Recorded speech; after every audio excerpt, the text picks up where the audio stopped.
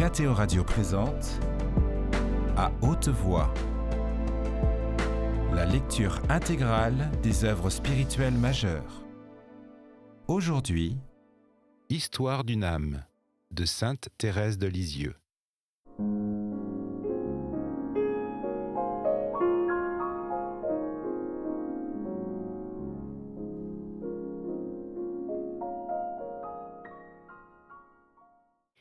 À Lisieux, les rôles avaient changé. C'était Céline qui était devenue un malin petit lutin, et Thérèse n'était plus qu'une petite fille bien douce, mais pleureuse à l'excès. Cela n'empêchait pas que Céline et Thérèse s'aimaient de plus en plus. Parfois, il y avait quelques petites discussions, mais ce n'était pas grave, et dans le fond, elles étaient toujours du même avis. Je puis dire que jamais ma petite sœur chérie ne m'a fait de peine, mais qu'elle a été pour moi comme un rayon de soleil, me réjouissant et me consolant toujours. Qui pourrait dire avec quelle intrépidité elle me défendait à l'abbaye lorsque j'étais accusée. Elle prenait tant de soin de ma santé que cela m'ennuyait quelquefois. Ce qui ne m'ennuyait pas, c'était de la regarder s'amuser.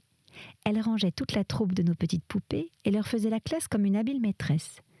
Seulement, elle avait le soin que ses filles soient toujours sages, au lieu que les miennes étaient souvent mises à la porte à cause de leur mauvaise conduite. Elle me disait toutes les choses nouvelles qu'elle venait d'apprendre dans sa classe, ce qui m'amusait beaucoup, et je la regardais comme un puits de science. J'avais reçu le titre de « petite fille à Céline ». Aussi, quand elle était fâchée contre moi, sa plus grande marque de mécontentement était de me dire « Tu n'es plus ma petite fille, c'est fini, je m'en rappellerai toujours ». Alors je n'avais plus qu'à pleurer comme une madeleine, la suppliant de me regarder encore comme sa petite fille. Bientôt elle m'embrassait et me promettait de ne plus se rappeler de rien. Pour me consoler, elle prenait une de ses poupées et lui disait « Ma chérie, embrasse ta tante ». Une fois la poupée fut si empressée de m'embrasser tendrement qu'elle me passa ses deux petits bras dans le nez. Céline, qui ne l'avait pas fait exprès, me regardait stupéfaite, la poupée pendue au nez. La tante ne fut pas longtemps à repousser les étreintes trop tendres de sa nièce et se mit à rire de tout son cœur d'une aussi singulière aventure. Le plus amusant était de nous voir acheter nos étrennes.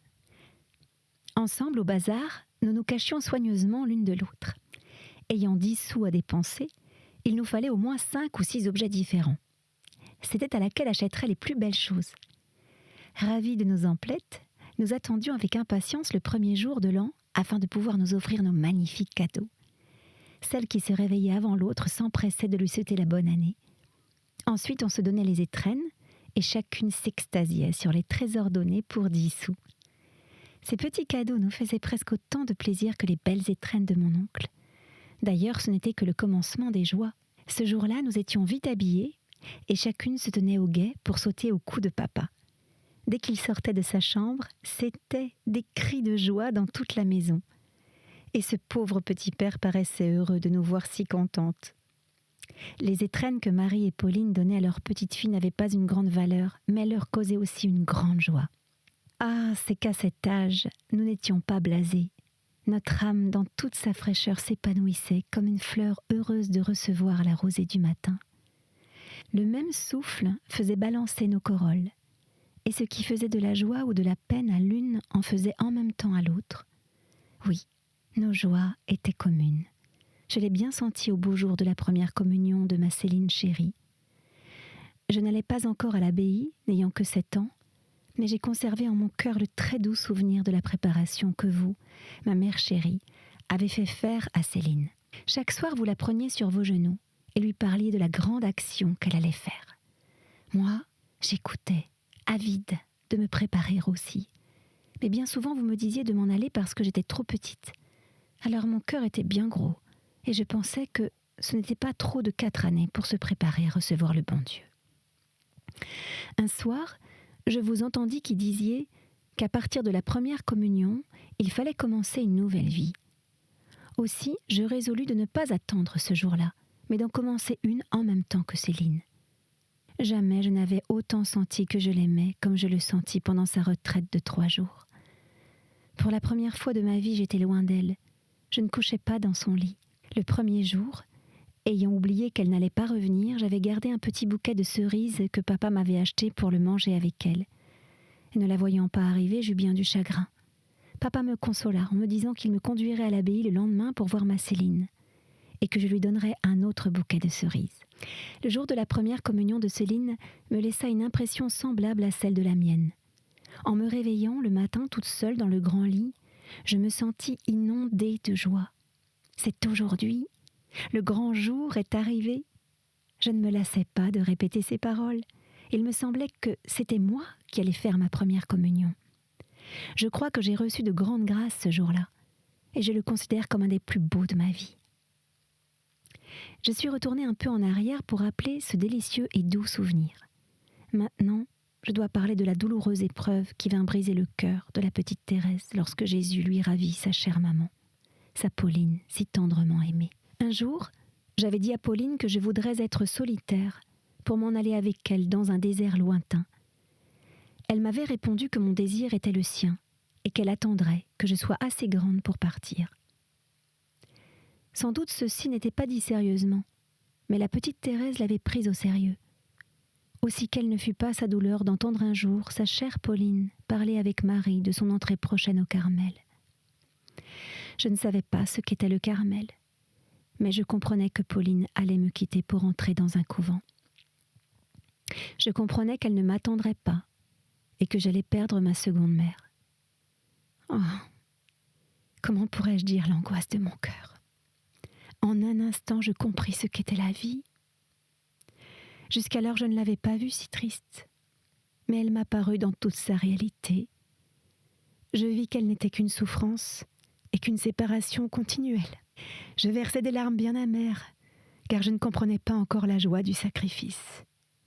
J'étais faible, si faible, que je regarde comme une grande grâce d'avoir pu supporter une épreuve qui semblait être bien au-dessus de mes forces. Si j'avais appris tout doucement le départ de ma Pauline chérie, je n'aurais peut-être pas autant souffert. Mais l'ayant appris par surprise, ce fut comme si un glaive s'était enfoncé dans mon cœur. Je me souviendrai toujours, ma mère chérie, avec quelle tendresse vous m'avez consolée. Puis vous m'avez expliqué la vie du Carmel qui me sembla bien belle. En repassant dans mon esprit tout ce que vous m'aviez dit, je sentis que le Carmel était le désert où le bon Dieu voulait que j'aille aussi me cacher. Je le sentis avec tant de force qu'il n'y eut pas le moindre doute dans mon cœur. Ce n'était pas un rêve d'enfant qui se laisse entraîner, mais la certitude d'un appel divin. Je voulais aller au Carmel, non pour Pauline, mais pour Jésus seul. Je pensais beaucoup de choses que les paroles ne peuvent rendre, mais qui laissèrent une grande paix dans mon âme. Le lendemain, je confiai mon secret à Pauline, qui, regardant mes désirs comme la volonté du ciel, me dit que bientôt, j'irai avec elle voir la mère prieure du Carmel, et qu'il faudrait lui dire ce que le bon Dieu me faisait sentir.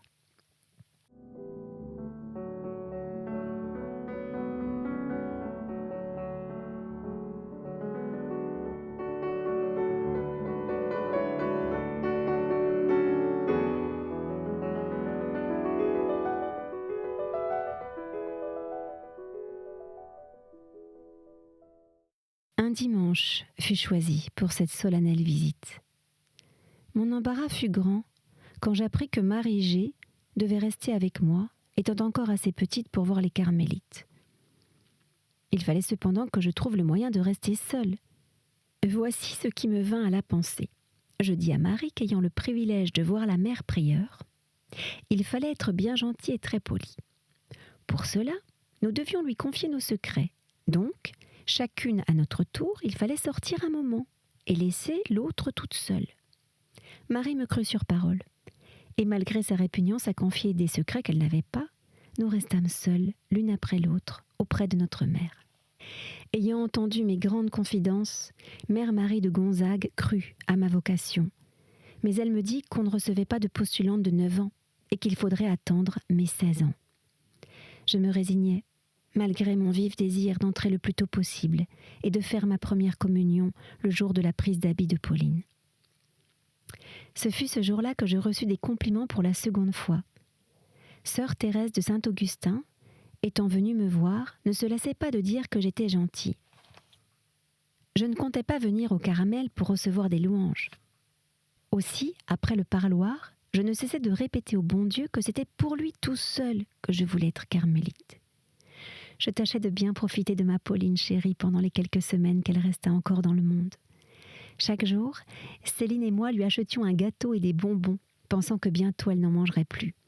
Nous étions toujours à ses côtés, ne lui laissant pas une minute de repos.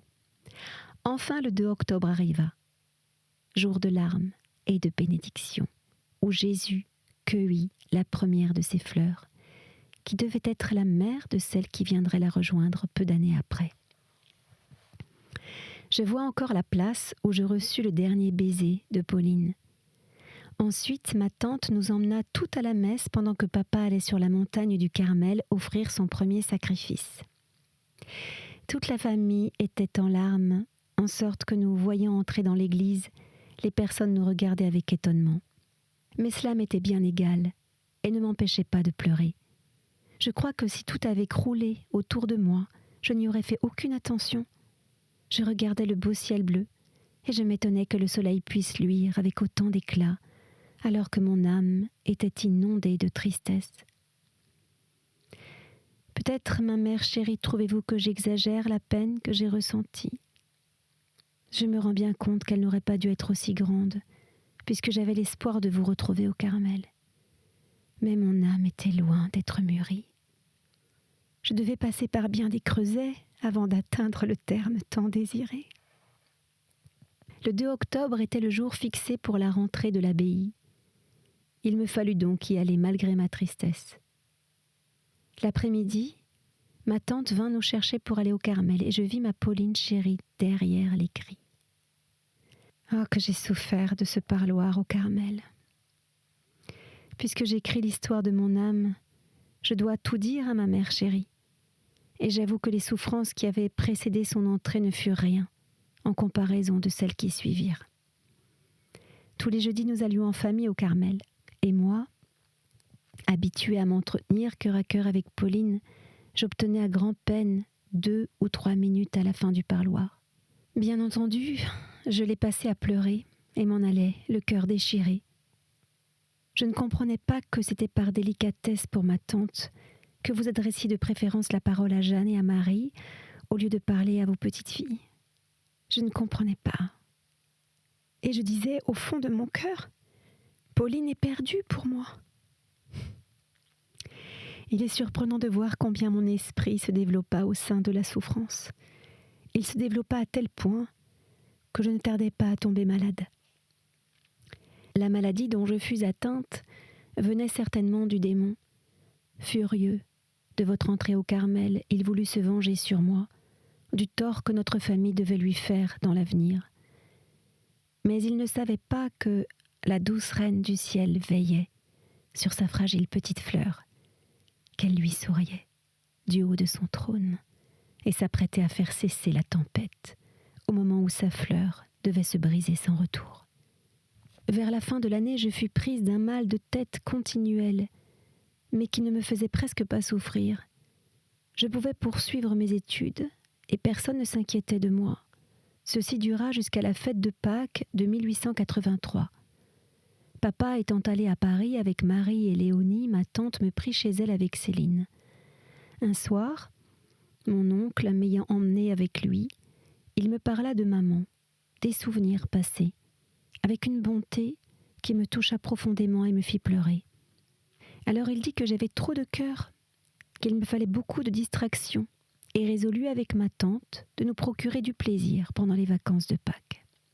Ce soir-là, nous devions aller au cercle catholique. Mais trouvant que j'étais trop fatiguée, ma tante me fit coucher. En me déshabillant, je fus prise d'un tremblement étrange.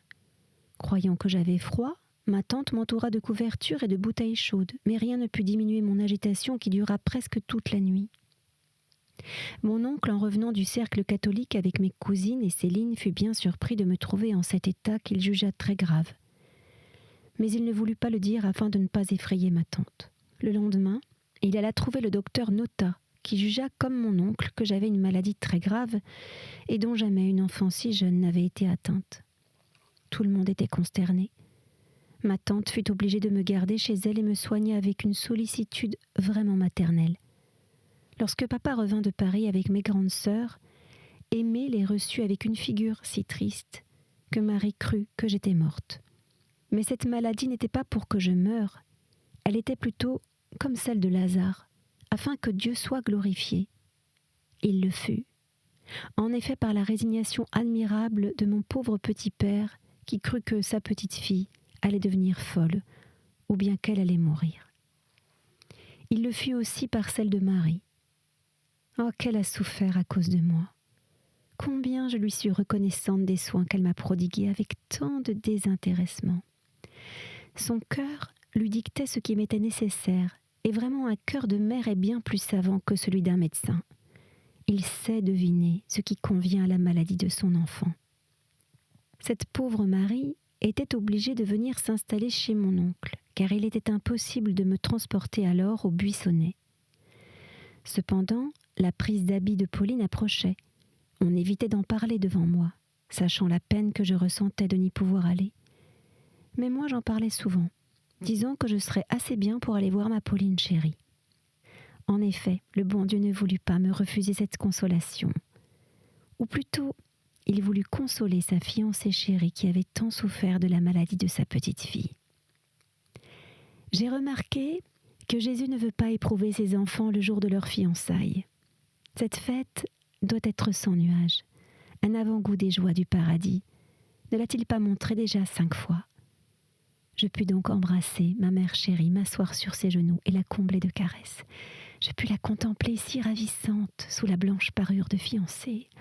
Ah, ce fut un beau jour au milieu de ma sombre épreuve. Mais ce jour passa vite. Bientôt il me fallut monter dans la voiture qui m'emporta bien loin de Pauline, bien loin de mon Carmel chéri. En arrivant au Buissonnet, on me fit coucher malgré moi, car j'assurais être parfaitement guérie et n'avoir plus besoin de soins. Hélas, je n'étais encore qu'au début de mon épreuve. Le lendemain, je fus reprise comme je l'avais été et la maladie devint si grave que je ne devais pas en guérir suivant les calculs humains. Je ne sais comment décrire une si étrange maladie. Je suis persuadée maintenant qu'elle était l'œuvre du démon. Mais longtemps après ma guérison, j'ai cru que j'avais fait exprès d'être malade, et ce fut là un vrai martyre pour mon âme. Je le dis à Marie qui me rassura de son mieux avec sa bonté ordinaire. Je le dis à Confesse, et là encore mon confesseur essaya de me tranquilliser, disant que ce n'était pas possible d'avoir fait semblant d'être malade au point où je l'avais été. Le bon Dieu qui voulait sans doute me purifier, et surtout m'humilier, me laissa ce martyre intime jusqu'à mon entrée au Carmel, où le Père de nos âmes m'enleva tous mes doutes, comme avec la main, et depuis je suis parfaitement tranquille. Il n'est pas surprenant que j'aie craint d'avoir paru malade sans l'être en effet, car je disais et je faisais des choses que je ne pensais pas. Presque toujours je paraissais en délire, disant des paroles qui n'avaient pas de sens. Et cependant, je suis sûre de n'avoir pas été privée un seul instant de l'usage de ma raison. Je paraissais souvent évanouie, ne faisant pas le plus léger mouvement. Alors je me serais laissé faire tout ce qu'on aurait voulu, même tuer. Pourtant, j'entendais tout ce qui se disait autour de moi, et je me rappelle encore de tout. Il m'est arrivé une fois d'être longtemps sans pouvoir ouvrir les yeux, et de les ouvrir un instant pendant que je me trouvais seule. Je crois que le démon avait reçu un pouvoir extérieur sur moi, mais qu'il ne pouvait approcher de mon âme ni de mon esprit, si ce n'est pour m'inspirer des frayeurs très grandes de certaines choses. Par exemple, pour des remèdes très simples qu'on essayait en vain de me faire accepter. Mais si le bon Dieu permettait au démon de s'approcher de moi, il m'envoyait aussi des anges visibles. Marie était toujours auprès de mon lit, me soignant et me consolant avec la tendresse d'une mère. Jamais elle ne me témoigna le plus petit ennui, et cependant je lui donnais beaucoup de mal, ne souffrant pas qu'elle s'éloigne de moi. Il fallait bien cependant qu'elle aille au repas avec papa, mais je ne cessais de l'appeler tout le temps qu'elle était partie. Victoire, qui me gardait, était parfois obligée d'aller chercher ma chère maman, comme je l'appelais. Lorsque Marie voulait sortir, il fallait que ce soit pour aller à la messe, ou bien pour voir Pauline. Alors je ne disais rien. Mon oncle et ma tante étaient aussi bons pour moi. Ma chère petite tante venait tous les jours me voir et m'apportait 1000 gâteries. D'autres personnes, amies de la famille, vinrent aussi me visiter. Mais je suppliais Marie de leur dire que je ne voulais pas recevoir de visite. Cela me déplaisait de voir des personnes assises autour de mon lit en randonnion et me regardant comme une bête curieuse. La seule visite que j'aimais était celle de mon oncle et ma tante. Depuis cette maladie, je ne saurais dire combien mon affection pour eux augmenta. Je compris mieux que jamais qu'ils n'étaient pas pour nous des parents ordinaires. Oh, ce pauvre petit père avait bien raison quand il nous répétait souvent les paroles que je viens d'écrire. Plus tard, il expérimenta qu'il ne s'était pas trompé. Et maintenant, il doit protéger et bénir ceux qui lui prodiguèrent des soins si dévoués. Moi, je suis encore exilée, et ne sachant pas montrer ma reconnaissance, je n'ai qu'un seul moyen pour soulager mon cœur: prier pour les parents que j'aime, qui furent et qui sont encore si bons pour moi. Léonie était aussi bonne pour moi, essayant de m'amuser de son mieux. Moi, je lui faisais quelquefois de la peine, car elle voyait bien que Marie ne pouvait être remplacée auprès de moi. Et ma Céline chérie, que n'a-t-elle fait pour sa Thérèse? Le dimanche, au lieu d'aller se promener, elle venait s'enfermer des heures entières avec une pauvre petite fille qui ressemblait à une idiote. Vraiment, il fallait de l'amour pour ne pas me fuir. Ah, mes chères petites sœurs, que je vous ai fait souffrir. Personne ne vous avait fait autant de peine que moi, et personne n'avait reçu autant d'amour que vous m'en avez prodigué. Heureusement, j'aurai le ciel pour me venger. Mon époux est très riche, et je puiserai dans ses trésors d'amour afin de vous rendre au centuple tout ce que vous avez souffert à cause de moi.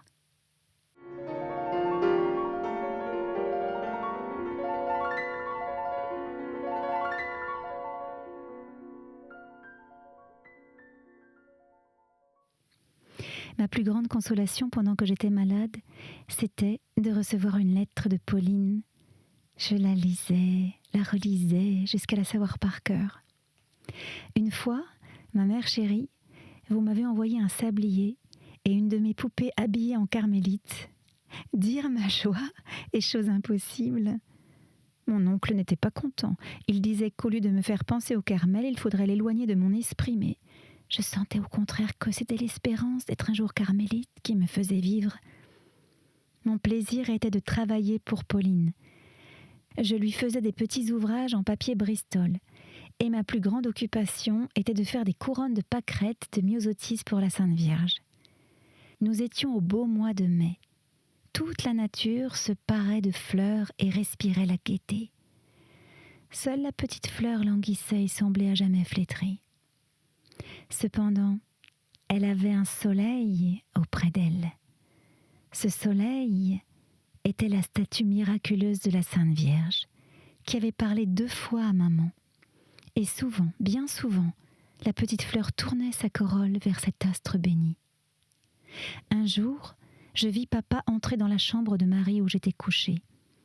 Il lui donna plusieurs pièces d'or avec une expression de grande tristesse, et lui dit d'écrire à Paris et de faire dire des messes à Notre-Dame des Victoires pour qu'elle guérisse sa pauvre petite fille. Oh, que je fus touchée! En voyant la foi et l'amour de mon roi chéri, j'aurais voulu pouvoir lui dire que j'étais guérie, mais je lui avais déjà fait assez de fausses joies. Ce n'étaient pas mes désirs qui pouvaient faire un miracle, car il en fallait un pour me guérir. Il fallait un miracle. Et ce fut Notre-Dame des Victoires qui le fit. Un dimanche, pendant la neuvaine des messes, Marie sortit dans le jardin, me laissant avec Léonie qui lisait auprès de la fenêtre. Au bout de quelques minutes, je me mis à appeler presque tout bas. « Maman, maman !» Léonie, étant habituée à m'entendre toujours appeler ainsi, ne fit pas attention à moi. Ceci dura longtemps. Alors j'appelai plus fort. Et enfin, Marie revint. Je la vis parfaitement entrer. Mais je ne pouvais dire que je la reconnaissais, et je continuais d'appeler toujours plus fort. « Maman, maman !» Je souffrais beaucoup de cette lutte forcée et inexplicable, et Marie en souffrait peut-être encore plus que moi. Après de vains efforts pour me montrer qu'elle était auprès de moi, elle se mit à genoux auprès de mon lit, avec Léonie et Céline, Puis se tournant vers la Sainte Vierge et la priant avec la ferveur d'une mère qui demande la vie de son enfant, Marie obtint ce qu'elle désirait. Ne trouvant aucun secours sur la terre, la pauvre petite Thérèse s'était aussi tournée vers sa mère du ciel. Elle la priait de tout son cœur d'avoir enfin pitié d'elle. Tout à coup, la Sainte Vierge me parut belle, si belle, que jamais je n'avais rien vu de si beau. Son visage respirait une bonté et une tendresse ineffables. Mais ce qui me pénétra jusqu'au fond de l'âme, ce fut le ravissant sourire de la Sainte Vierge. Alors toutes mes peines s'évanouirent. 2 grosses larmes jaillirent de mes paupières et coulèrent silencieusement sur mes joues. Mais c'étaient des larmes de joie sans mélange. Oh, pensais-je, la Sainte Vierge m'a souri. Que je suis heureuse. Mais jamais je ne le dirai à personne, car alors mon bonheur disparaîtrait. Sans aucun effort, je baissai les yeux, et je vis Marie qui me regardait avec amour. Elle semblait émue, et paraissait se douter de la faveur que la Sainte Vierge m'avait accordée. Ah, c'était bien à elle, à ces prières touchantes, que je devais la grâce du sourire de la Reine des cieux. En voyant mon regard fixé sur la Sainte Vierge, elle s'était dit « Thérèse est guérie, oui, la petite fleur allait renaître à la vie. » Le rayon lumineux qui l'avait réchauffée ne devait pas arrêter ses bienfaits. Il n'agit pas tout d'un coup, mais doucement, suavement, il releva sa fleur et la fortifia de telle sorte que 5 ans après, elle s'épanouissait sur la montagne fertile du Carmel. Comme je l'ai dit, Marie avait deviné que la Sainte Vierge m'avait accordé quelques grâces cachées. Aussi, lorsque je fus seule avec elle, me demandant ce que j'avais vu, je ne pus résister à ces questions si tendres et si pressantes. Étonnée de voir mon secret découvert sans que je l'aie révélé, je le confiai tout entier à ma chère Marie. Hélas, comme je l'avais senti, mon bonheur allait disparaître et se changer en amertume. Pendant 4 ans, le souvenir de la grâce ineffable que j'avais reçue fut pour moi une vraie peine d'âme. Je ne devais retrouver mon bonheur qu'au pied de Notre-Dame des Victoires, mais alors il me fut rendu dans toute sa plénitude. Je reparlerai plus tard de cette seconde grâce de la Sainte Vierge. Maintenant, il me faut vous dire, ma mère chérie, comment ma joie se changea en tristesse. Marie, après avoir entendu le récit naïf et sincère de ma grâce, me demanda la permission de la dire au Carmel. Je ne pouvais dire non. À ma première visite à ce Carmel chéri, je fus remplie de joie en voyant Pauline avec l'habit de la Sainte Vierge. Ce fut un moment bien doux pour nous deux. Il y avait tant de choses à se dire que je ne pouvais rien dire du tout. Mon cœur était trop plein. La bonne mère Marie de Gonzague était là aussi, me donnant 1000 marques d'affection. Je vis encore d'autres sœurs et devant elles, on me questionna sur la grâce que j'avais reçue, me demandant si la Sainte Vierge portait le petit Jésus, ou bien s'il y avait beaucoup de lumière, etc. Toutes ces questions me troublèrent et me firent de la peine. Je ne pouvais dire qu'une chose. La Sainte Vierge m'avait semblé très belle, et je l'avais vue me sourire. C'était sa figure seule qui m'avait frappée. Aussi voyant que les carmélites s'imaginaient tout autre chose, mes peines d'âme commençaient déjà au sujet de ma maladie, je me figurais avoir menti. Sans doute, si j'avais gardé mon secret, j'aurais aussi gardé mon bonheur. Mais la Sainte Vierge a permis ce tourment pour le bien de mon âme. Peut-être aurais-je eu sans lui quelques pensées de vanité. Au lieu que l'humiliation devenant mon partage, je ne pouvais me regarder sans un sentiment de profonde horreur. Oh, ce que j'ai souffert, je ne pourrais le dire qu'au ciel. C'était À Haute Voix, une émission de KTO Radio. Aujourd'hui, Histoire d'une âme. Lecture, Erhard von Meyer. Captation et réalisation, Gustave Schlicht et Thibaut Dagalier. Une émission disponible en podcast sur ktoradio.com ou sur l'application KTO Radio.